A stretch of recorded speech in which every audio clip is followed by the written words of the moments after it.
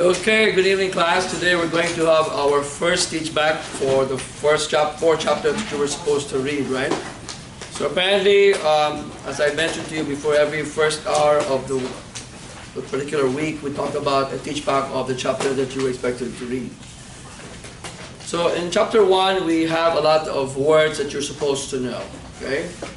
As mentioned, it's important to know the definitions of words, right? We said, we say pathophysiology is the study of what?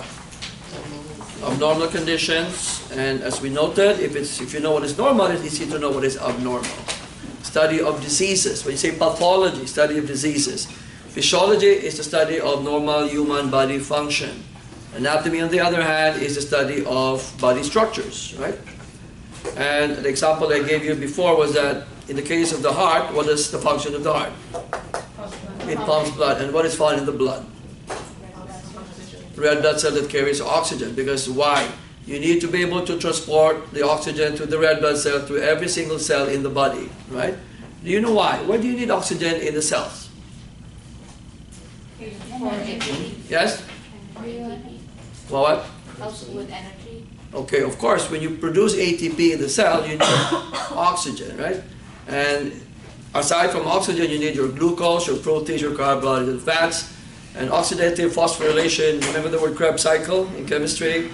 We talked about where is the ATP produced again in the cell? Mitochondria. There you go. So you learn that in anatomy, we learn it in physiology. The oxygen is needed by the cell for it to be able to survive. Without the oxygen, the cells will die. You know that, okay? So today we're going to talk about a word means cause of the disease. What is a word that means cause of the disease? Etiology, okay? We in the medical profession and you in the nursing profession would like to know what is causing the disease. I'll give you an example. A 75-year-old male patient came to the emergency room with the history of 1 week of productive cough of yellow-green phlegm.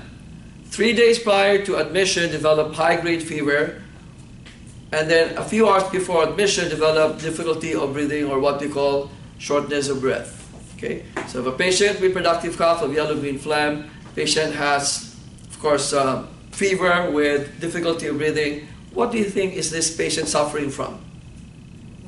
Pneumonia. And what exactly is pneumonia? Infection of the lung, right? So when you have infection of the lung, in this particular case, it's important to know the etiology of the pneumonia. What is causing the infection of the lung? Would that be important to us? Of course, because if you know the cause of the disease, then you know how to treat these patients, right? Do you understand? So for example, in this particular case, what diagnostic test should you think we should do so that we can establish the cause of the pneumonia? What? Okay. Okay, the chest x-ray is necessary to determine whether there's pneumonia or not.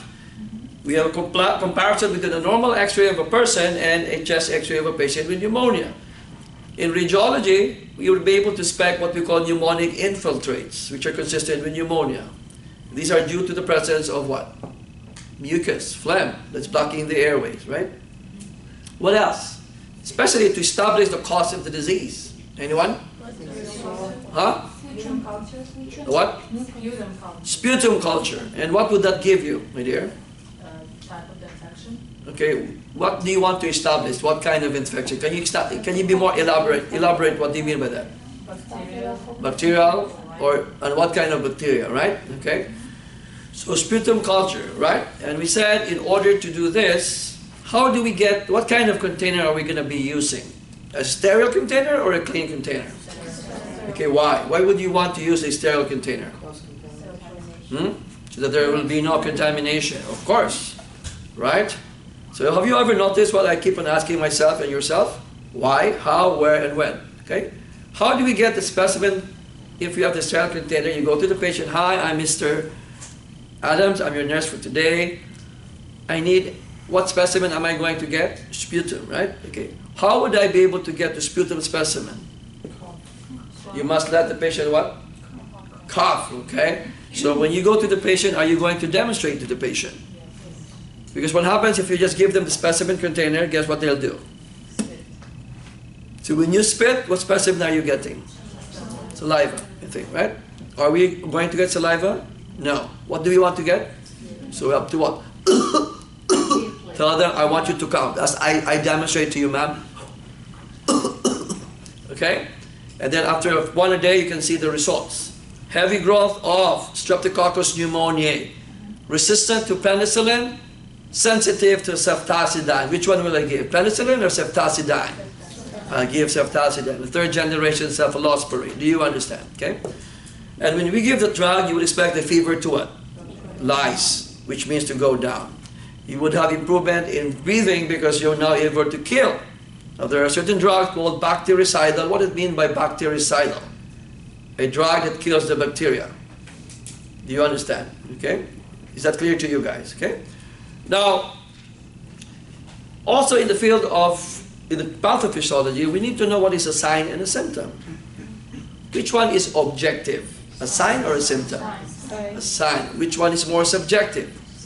A symptom. For example, if I come to you and say, I have chest pain, what is that? A symptom. What about knee pain? Why do you say symptom? Because the patient feels lonely. Who feels the pain? Patient. Do you feel the pain of the patient? No. Can you see the pain? No. Can you feel the pain with your fingers? No, you don't.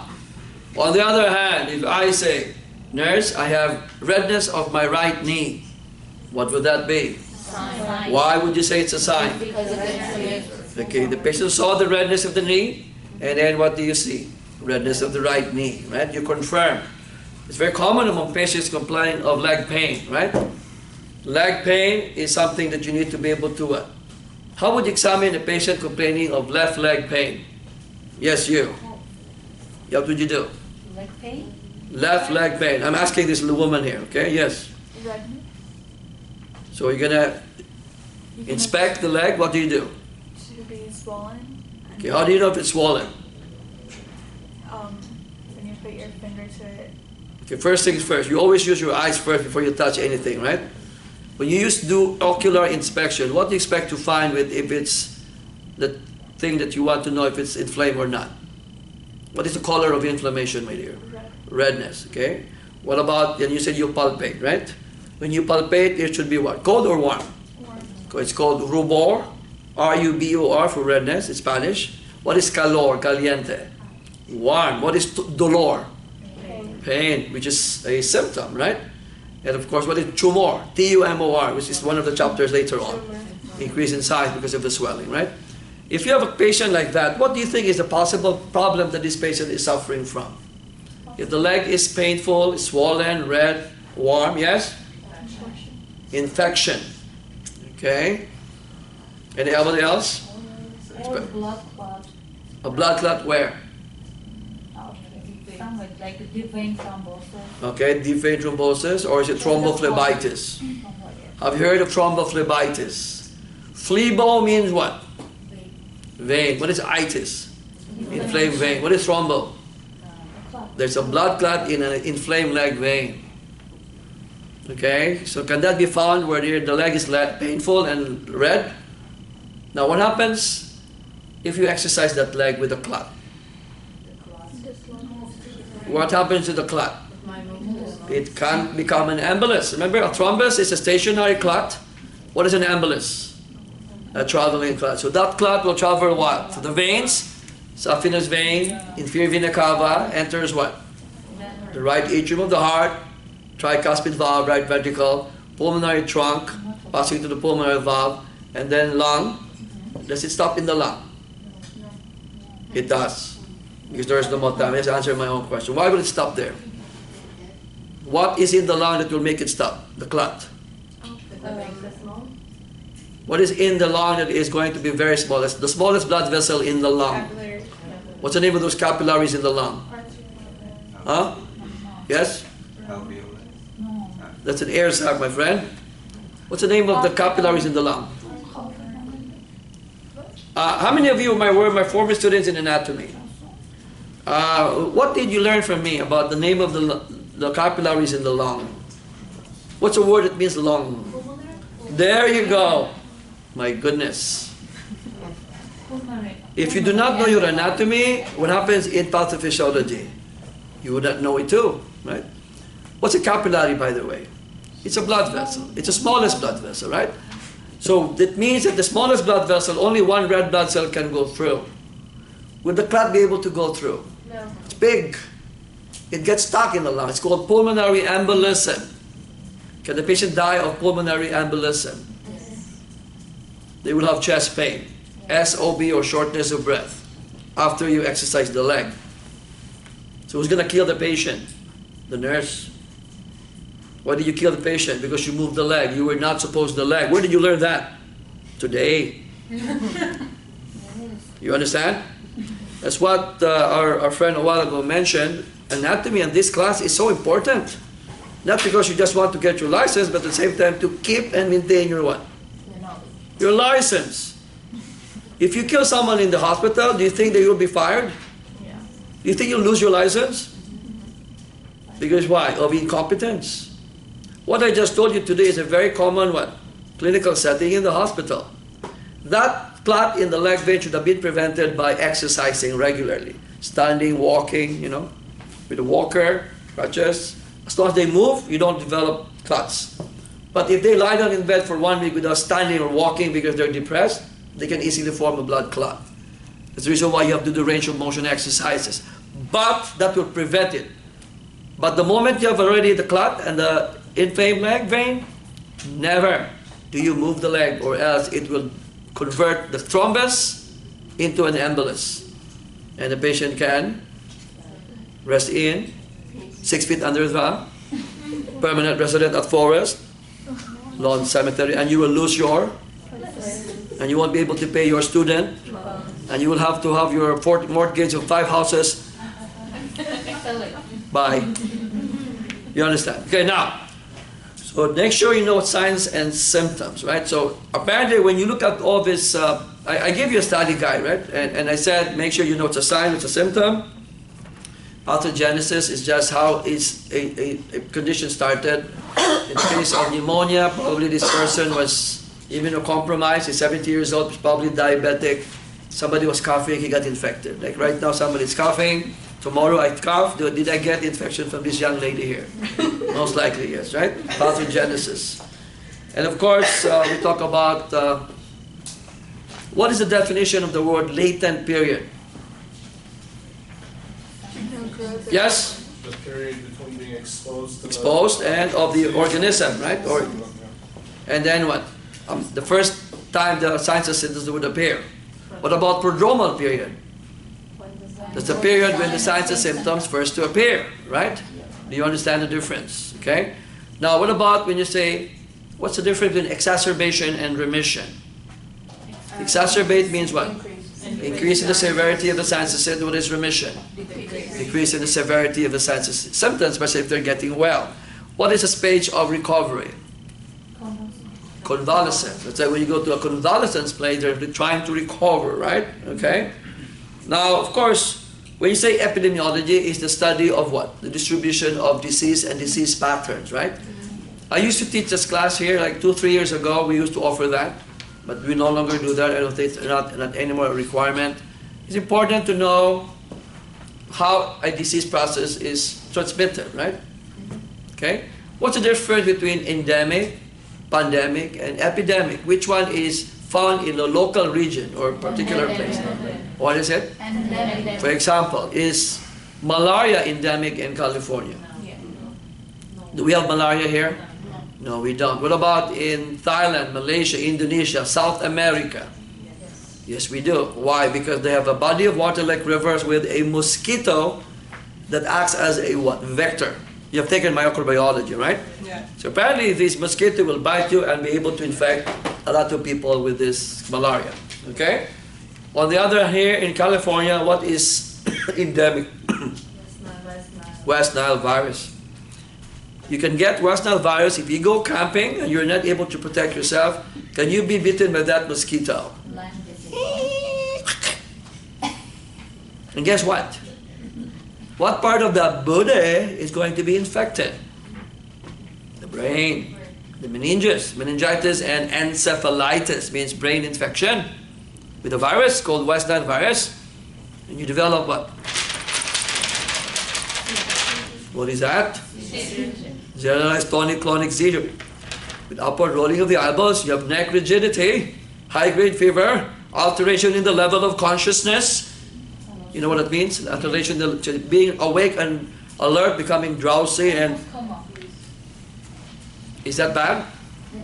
Very bad. So when you go camping, make sure you protect yourself. Is Okay? it Lyme's disease? That's not Lyme disease. It's called West Nile virus. Okay? Okay, so again, it's very important, therefore, when you say a rapid spread of the infection to a lot of people, epidemic, what about if it's going to be involving a lot of countries? Pandemic, very good, okay?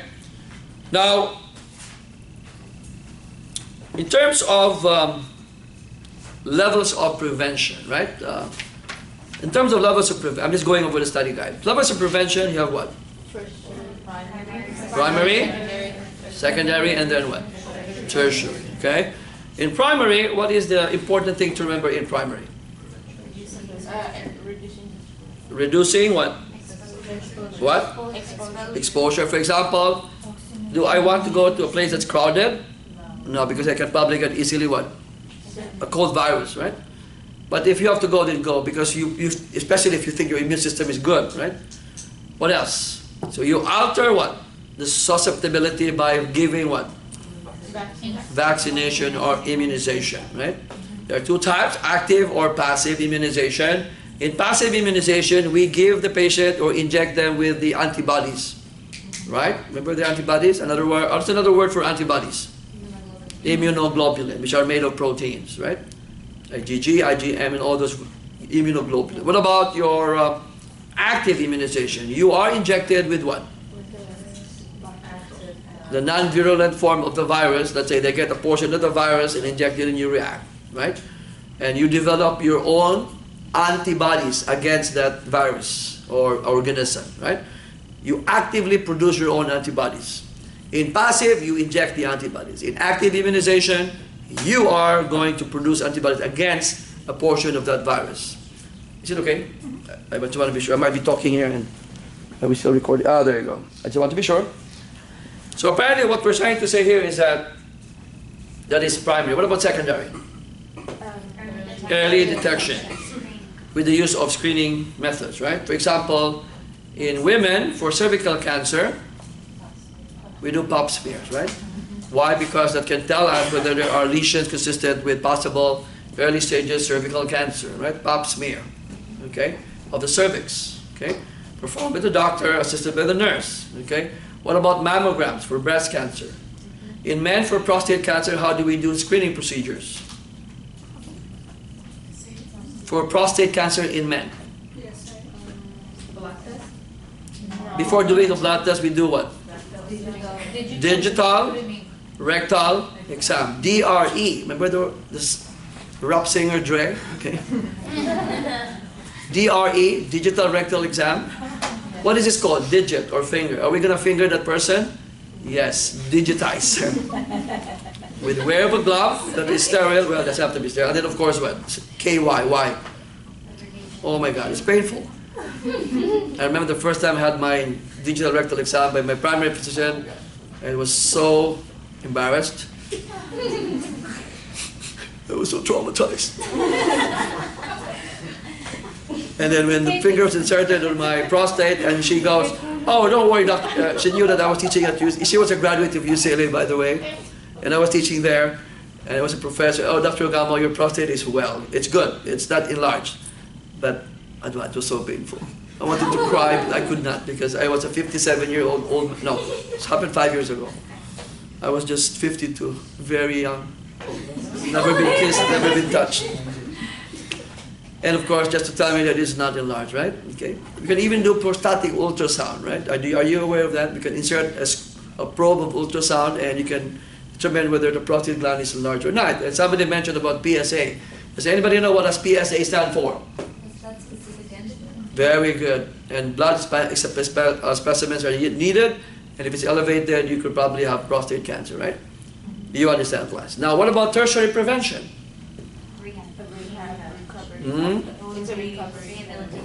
Rehabilitation, and that is my specialty because I train in the field of physical medicine and rehab. Now I need a volunteer. Anybody who wants to volunteer to go to the front? Anybody? Anyone? Come on, come on. Okay, you want to try? You always have to try, so. Okay, what is your name, my dear? Lucy. Lucy, okay. Lucy, I'll give you a case scenario, and don't be afraid. I'm just gonna, nothing to fear, because I'm here to make you learn. I'm not here to embarrass you or to make you become humiliated. Let's pretend I'm Dr. Gamo, I suffered a stroke, right? And I got paralyzed on left side of my body. Left hemiplegia. Hemi means half, plegia means complete paralysis, okay? Now the question is this. Which you were told by your attending physician to train me how for gait training. Gait training means walking with a device. I am paralyzed on the left side of the body, right? Which do you think is the most appropriate device should I use? Should it be a pair of crutches, a walker, or a cane? And why? You have to tell me why. Crutch. Crutches, okay. Can you get the crutches, please? Yes. And be careful with the camera, okay? Okay. And then for you to use this, you have to make me wear this called Belt. the gait belt, okay? So I'm going to wear the gait belt now. Okay, I'm going to assist myself. Make it faster for us. It's okay, don't worry. All right, okay. So Lucy is going, okay, Lucy is correct. He will hold the belt at the back, right? Okay. And apparently she will use her, okay, now the question is this. Lucy, if you were going to train me how to walk, I'm paralyzed on the left side, where do you think should the nurse stay? On the left side or the right side? The left side. The left The side? weak side. The weak side. Why would you stay on the weak side, Lucy? For the balance, the gate, to protect the patient. Okay, maybe he wants you means what he means to support, right? Support. Okay, For not protect, safety. support. Okay, very good, Lucy. How are you going to hold the gate belt? This way, upwards or downwards? Like this. Upwards. Why like that? She's hurting me. I'm so sorry, I don't want to hurt you. Okay, Lucy? Yes. Okay, why would you want to bring it up? What happens if you do like this? It could easily what? Slip, right? Slip, And I will fall and I die, Yes. okay? You don't want to fall, do you? Okay. I will not be here next week, then how can you have a class, right? She is correct. She will have to stay on the left side, on the weak side. In case I fall, she will support me, and she is correct. She will hold the gate belt this way, okay? Now, okay, so now, Lucy, show me how to use the gate belt, the pair of crutches, okay? Go ahead. Okay. Okay, so, okay. And then the other one. Okay, and you're going to be staying where? Okay. Yes. Okay. And put the And then arm you're going to... under Okay, the arm. okay, okay. There, okay, very good. And then you're going to stay where?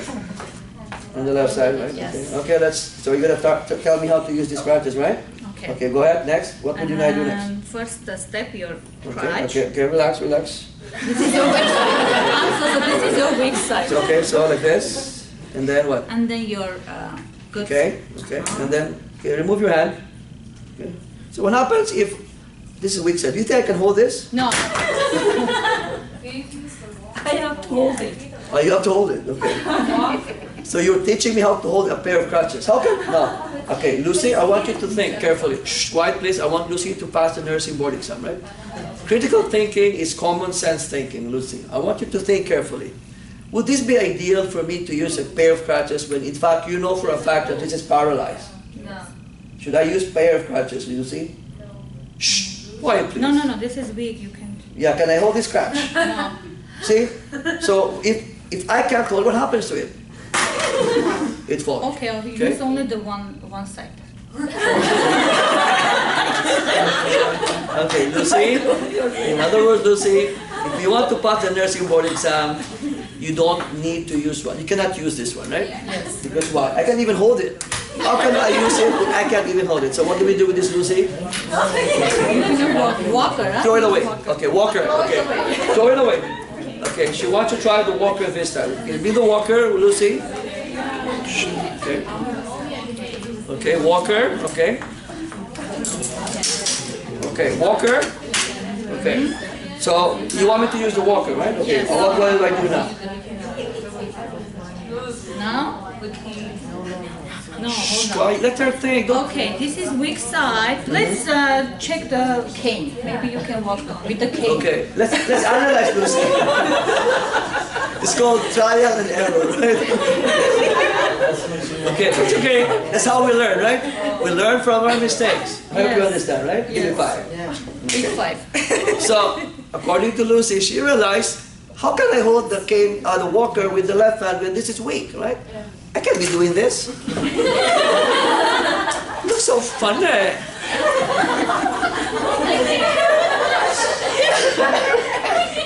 Okay, so let's Throw it away. throw it away. Finally, Okay, The now third- cane. device. Okay, now we have the cane. Okay, now Lucy, No, this is where your do I hold the cane? On the right or the right. left? Okay, why Lucy? Why? Because it's your strong. Strong side, and the weak side is the left. So, Yeah. so I cannot hold it here, right? No, you can hold it. I can only hold it here. Yes. Okay, now Lucy, you're gonna be staying on my left side. Hold my gate belt. Okay, what would I move? Okay, if I move my right crutch or cane. Okay. By the way, what kind of cane? Single tip or quad cane? Quad means 4. Single means 1 tip. Single tip cane versus quad. Why do we prefer a quad cane? More stable. 4 legs, right? Okay. And proper height, hip level. Okay. So, okay, if I move, okay, I want you to think. Quiet, please. I want you to concentrate. I'm not doing this to humiliate you. I just want you to think because I'm like your father. I want you to pass the board exam, right? Okay. Lucy, think carefully. If I move the right cane, which one do you think should follow the cane? The left foot or the right foot? Right. Okay, the right foot. Followed by what? The left foot, okay. Yes.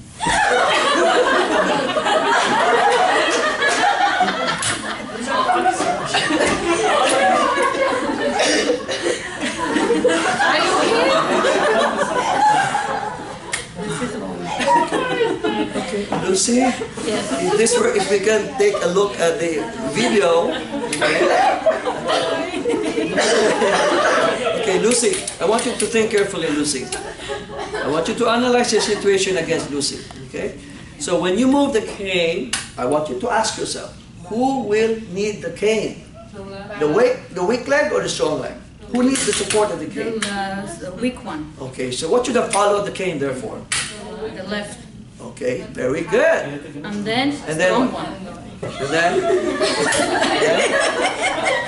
then, in other words, Lucy, Okay. when I move the cane, who needs the cane? Left. See? Yes, left. Okay, left because it's weak. Like this. See, I'm gonna drag my leg because it's weak, right? I have a foot drop, so I go like this. Then.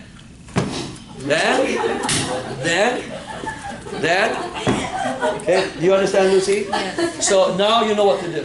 Okay, so let's try to review. Okay, so pretend that you are the nurse. Okay, good morning, Dr. Gamo. I'm your nurse. Okay, tell me, what are you going to use to gait train me? Gonna use a what? Okay, train you. Gonna use a cane, right? With a Okay, okay. And what is the name of this? See, the patient will ask you, Lucy, what's the name of that cane? Is it a quad cane or a single tip cane? Quad cane. Okay, and where do you want me to hold the cane, Lucy? On your right side, the Right strong hand, side. because the strong side, very Strong good. And side. where are you going to stay, Lucy? I'm gonna stay on your back. At the weak side, right? Side. So if I fall, you can what? Support me. Very good, okay? So let's review, Lucy. So what did you learn today? So if I move the cane forward, what should follow the cane?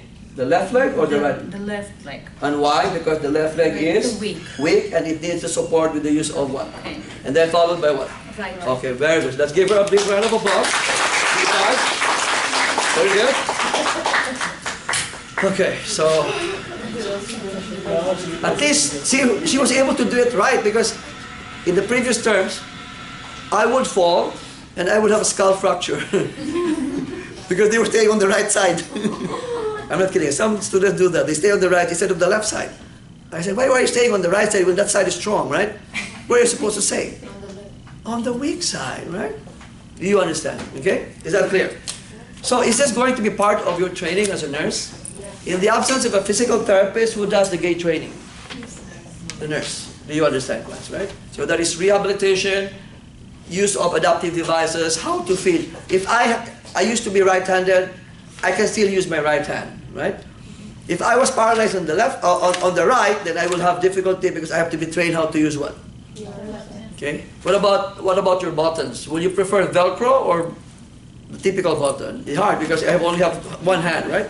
So it's easier to remove, right? Right? If you use Velcro. Do you understand, class? It's part of rehabilitation, right? Okay.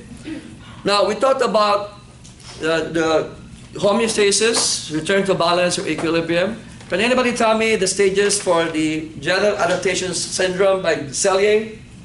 First you have what? Alarm, followed by resistance, followed by what? Exhaustion. Okay. Correct? Okay. So in alarm, what is released will be what? What substances will be released here? Huh? Cortisol, right? What else? Increase epinephrine and epinephrine, and then you have what? Sympathetic response. Why? Because in sympathetic response, your goal is to what? Survive. Remember the word fight and flight? Okay? So the bottom line is that here, you want to survive. Okay? How do you survive? What happens in the fight or flight response? Your pupils will what? Dilate. Right? What happens to your heart? Will it increase heart rate or increase? Why? Because you want to pump blood more to what? The leg, so that you can run away from the burning building? Or the person that has a gun, are we going to approach the person and tell him, shoot me, shoot me? It's the most stupid thing to do, right? Don't ever be stupid and say to the person, okay, you have a gun, shoot me, shoot me. And then when he shoots you, why did you shoot me? I should be a director in a movie, right? So you should run away. Like Shaquille O'Neal and me, who's bigger? Shaquille O'Neal is 7'2". I'm only 5'9" and 3/4. What chance do I have against this guy who's so big? He's a giant. What do? Run away. Run away. Fight and flight. Flight. Get out. Okay? What happens to what? Your broncho what? Dilation. What about your peristalsis? Slow down or faster?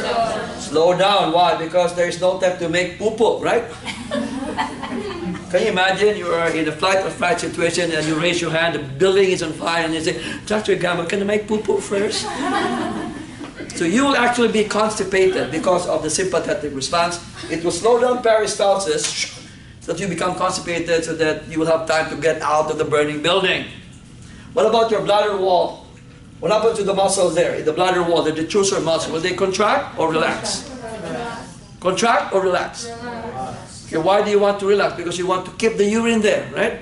What happens if you contract? Then you'll be running away, making wee-wee. And somebody said, Doctor, I can use that. Put out the fire.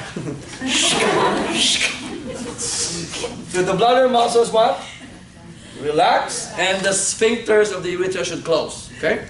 Do you understand? Okay? So here, in your progress table, everything becomes normalized. Here, it's going to increase and then decrease. Exhaustion stage is when you develop already what? The disease pattern that we have seen in our patient when they're no longer able to adapt, right? The important thing to remember is that our goal is to be able to cope and adapt. The sympathetic response is important for that purpose, right? In one page of the book, we talked about what? The importance of stress. Remember the word stressor? And it excites what? The receptors. Remember there's a table there? And this will be detected by what organ in the brain? The hypothalamus? Okay. And that's part of the brain. Remember, epithalamus, thalamus, hypothalamus. It releases what? CRH. What is CRH? Corticotropin releasing hormone, right? And it acts upon what other place? The anterior what? Pituitary gland, right? Which secretes what? ACTH. And what will be the effect of ACTH? It goes into the blood, travels straight to the blood, and goes where? From the pituitary gland into the blood into what? The adrenal gland, right? Remember the word ACTH stands for what? Adrenal. Corticotrophic hormone, right? And what's why it's called adrenal? Because what's the target organ? What gland? Don't you love anatomy? Adrenal gland, which part? Adrenal cortex, right? And what will be released will be what? Glucocorticoid, which is cortisol, and the other one is mineral what? Corticoid, which is aldosterone, right? At the same time, this can also cause the release of CRH and stimulates what? The sympathetic system. Remember the sympathetic nervous system? Particularly into the adrenal medulla. And what will the adrenal medulla do? Secrete what? Epinephrine and norepinephrine. And remember what will be the effect? This is the one that causes what? Fight or flight, increase heart rate, bronchodilate, right? Because the goal is to survive. Do you understand? Okay? So apparently this is what is going to happen in the body, right? Coping mechanism, adaptation syndromes, right? Okay? And of course, the stressors could be physical, chemical, or emotional stress. Be aware of that, right? Okay, now,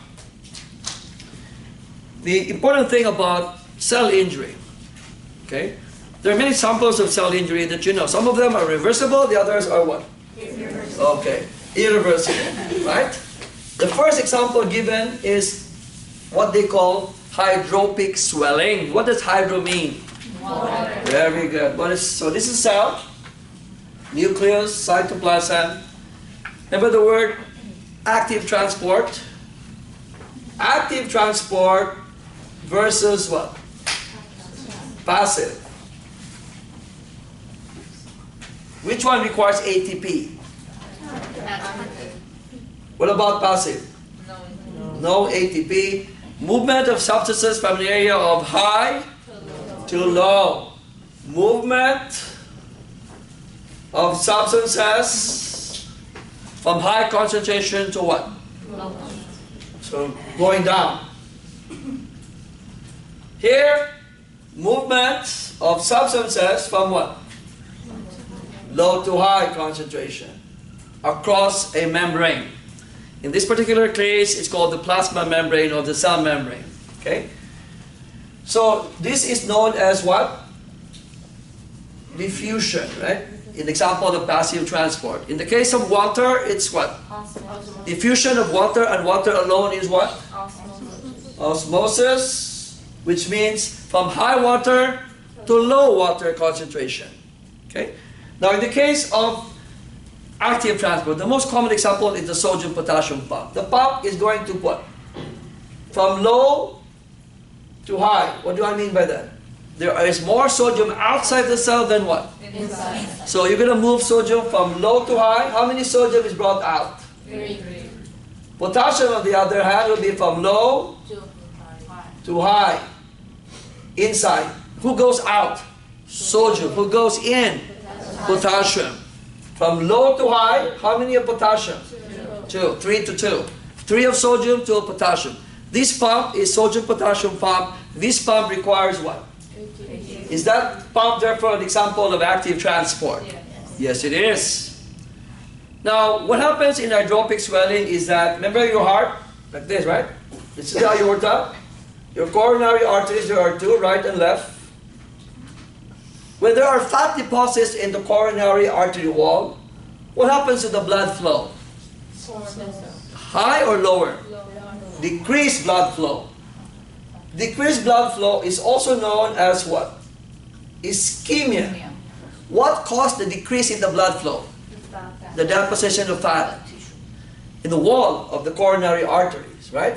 So when there is a decrease in blood flow, why? Because it will, what happens to the lumen? Becomes smaller. Will there be chest pain or angina among our patients? Yes, it will. Okay? Now, if you have decreased blood flow, what happens to the oxygen levels? No. Will that affect your ability to make ATP? Yes. So if you impair the lack of ATP, will that affect the pump? Yes. Will you be able to pump out sodium out? No. The sodium remains where? Inside cells. Remains inside the cell. And wherever sodium is, water will what? Follow. So there will be more sodium here because the pump is not working properly. The sodium remains inside the cell. Water will follow sodium. That's the reason why you have what? Hydropic what? Swelling.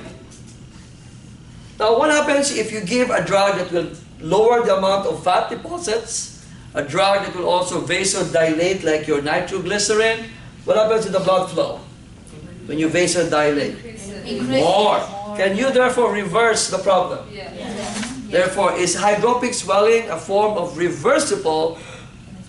There it is. Okay. What's another example of reversible cell injury that you know? Intracellular accumulation because of something wrong with enzymes and chemical reactions. What about irreversible injury? Example would be what? Necrosis or infarction, right? Necrosis means cell death or tissue death. That's because the cells are dead. Now, in this case, can it be possible for the muscle in the myocardium to be dead? Yes. How? As time goes by, what happens to the fat deposit? The fat gets bigger and bigger, and then as the fat gets bigger and bigger, the blood flow becomes slower. You end up with a big blood clot. That blood clot and fat will completely what? Obstruct the flow of blood. There is what? Zero blood flow, zero oxygen. What happens to this myocardium here? It dies. It's called MI. What does MI mean, class? So why is there MI or myocardial infarction? Because there is what?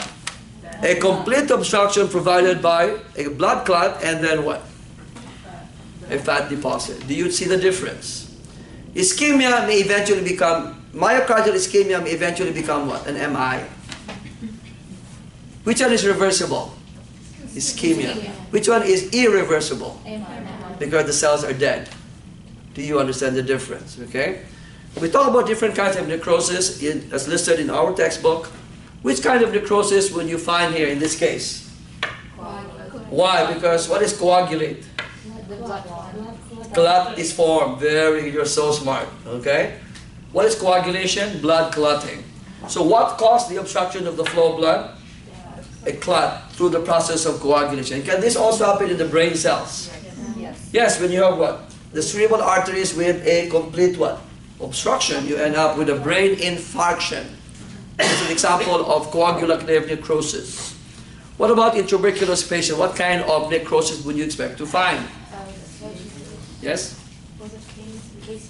Caseous? Caseous necrosis. C-A-S-E-O-U-S. What about patients with hemorrhagic pancreatitis? Fat necrosis, because what does the pancreas secrete? Lipase, the enzyme that will digest what? The fat. Lipase, remember? Pancreatic lipase enzyme. ACE means enzyme. Amylase for starch. Protease for proteins. But in the case of hemorrhagic pancreatitis, you have what? The lipase going all over the place here because it comes from the pancreas, which is found behind the stomach. You end up with fat necrosis. Okay? Now what about in abscess of the brain? What kind of necrosis is that? Liquefaction necrosis. Okay? Is that clear, class? Now, we talked about cellular adaptation. Remember, when you talk about cellular adaptation, there are different examples. The cell will adapt to a lot of stress. Example, if I put a lot of weight and exercise, with the use of bigger weight this week, 5 pounds, and then 1 week later, 10 pounds, and then 50 pounds, 20 pounds, what happens to the muscles? Increase in size. It's called what? Hypertrophy. Okay? And cell adaptation, right? Okay? So, normal, you have 5 cells. Okay? In hypertrophy, the size becomes what? Bigger cell. Is this same 5 cells too? Yes. 1, 2, 3, 4, 5. 1, 2, 3, 4, 5, but just bigger cells. On the other hand, what is the opposite of hypertrophy? And what does atrophy mean? A decrease in the cell size or decrease in the organ. Because remember, cells, when they group, they form tissues. When tissues form to group together, they form organs, right? So it's called what? Atrophy. Okay, smaller cells, but still the same amount. 3, 4, 5, right? What is hyperplasia on the other hand? Okay, you have what? A lot of cells, not just 5. It's called hyperplasia. Okay? What is metaplasia? One cell is changed to another. Okay, one type of cell is converted to a different type of cell. One type of cell is converted to a different type of cell. Now what about dysplasia? Okay, disorganized what? Arrangement of cells. Now which one is most dangerous in here? Dysplasia. Why dysplasia? Very good. Because it was cancer. Okay, it can be converted into cancer. It's called pre-neoplastic, right? Do you understand? Okay? Neoplastic, tumor, pre-neoplastic, it could lead to becoming malignant. Do you understand, class? Okay? Now, in the chapter on cancer, right? When you say benign versus malignant, of course, malignant means what? Cancer. What's the big difference between benign lesions? Remember the word neoplasia? Neo means new, plasia means growth. It could either be benign or malignant, correct? When you say benign versus malignant, you said malignant is cancer. What is a characteristic feature of a malignant tumor that is not seen in benign tumors? They have the capacity to what? Spread. And what's the term we use for spread? Metastasize. And when they metastasize, they can either metastasize through what? Blood circulation, lymph node and lymphatic circulation, or by what? By contiguity. What do you mean by contiguity? C-O-N-T-I-G-U-I-T-Y. Nearby. Example, if the breast cancer can it spread to the bone? Of course, right? Okay. Or when you have breast cancer, can it spread to the lymph nodes for lymphatic spread? Yes? Does that make sense, right? Do you understand? Okay. So when you're dealing with tumors, we have to be familiar with terminologies we use. Such as, if you have, for example, how would you differentiate a tumor that is benign versus malignant? For example, if I say lipoma, what is that? Benign. On the other hand, if I say liposarcoma, malignant. If I say squamous cell carcinoma, basal cell carcinoma, do you understand? Adenosarcoma. Anything that has the word sarcoma? Okay. What about lymphoma? No, that one's malignant. That's the exception. It's the only oma that is not benign. Lymph nodes. Remember? Hodgkin's disease is a form of malignant tumor. Okay? Lipoma is just fat mass. Like this, you know. It's not even lipoma. It's just, you know. You see the difference, right? Okay? So when you're dealing with cancer patients, your ultimate goal is to kill the cancer cells. And how do you treat patients with spread or metastases? You give them what? Chemotherapy, right? Because what's the purpose of chemotherapy? To go after what? You give the drug to the medications to the blood vessel, it travels with the blood, and it will go after what? The cancer cells. Unfortunately though, not only will it kill the cancer cells, but it will also kill what? That's why you have hair loss and all this thing, right? Do you understand, class? So apparently when you're dealing with cancer, there are many forms of treatment, right? One would be what? Surgery, like breast, removal of breast. You get medications like chemotherapy, right? And now we have a lot of other what? Radiotherapy, like cobalt treatment and all these things designed to help patients with cancer, right? And then of course nutritional support. What is the term used when a patient suffers from severe malnutrition? What is cachexia? C-A-C-H-E-X-I-A. It's a severe form of what? Malnutrition. They become what? Skin and bones like this. Right? And they become so thin because the cancer cells are competing with the food sources. Have you ever talked to these cancer cells? I did. I'm just joking, of course. And I said, why are you so greedy? And they all told me, yes, because we need to survive too. I know that you're going to kill us, so we need to be ready.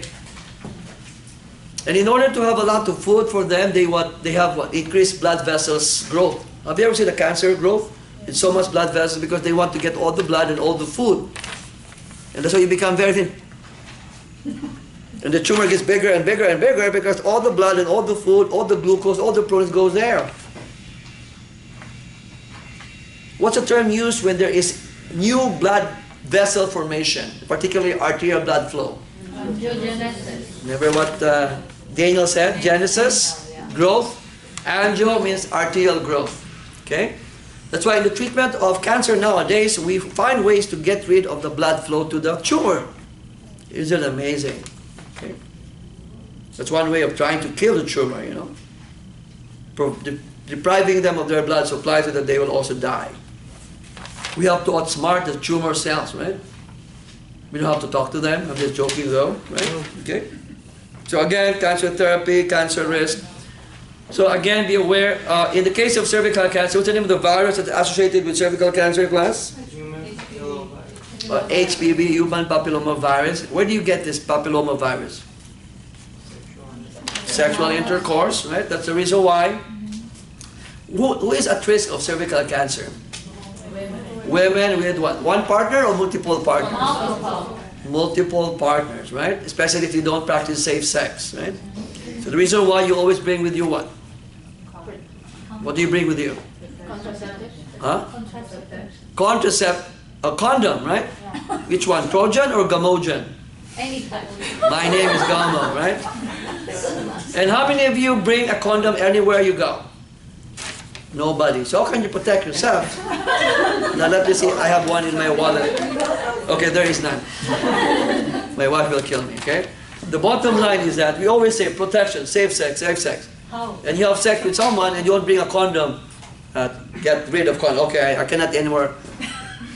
Or sometimes, this is really sad, because the sad story of women who are commercial sex workers, even though they tell the partner, okay, they're paying for the services, but the thing is, once you're inside the room, they will tell the woman, I don't want any condoms. What can the woman do? Unless, of course, it's a strict policy of the place where you can what? You have to have a condom, right? So, I remember when I was in med school before, we used to have a lot of young people with cervical cancer. And many of them were what? Prostitutes or commercial sex workers. It's really sad. They're only 25 years old, 30 years old. And they have vaginal bleeding because of cervical cancer, right? It's really sad, okay? Is that clear, class? Okay? So again, cancer is something we need to find a cure. Okay, let's put everything in front, please.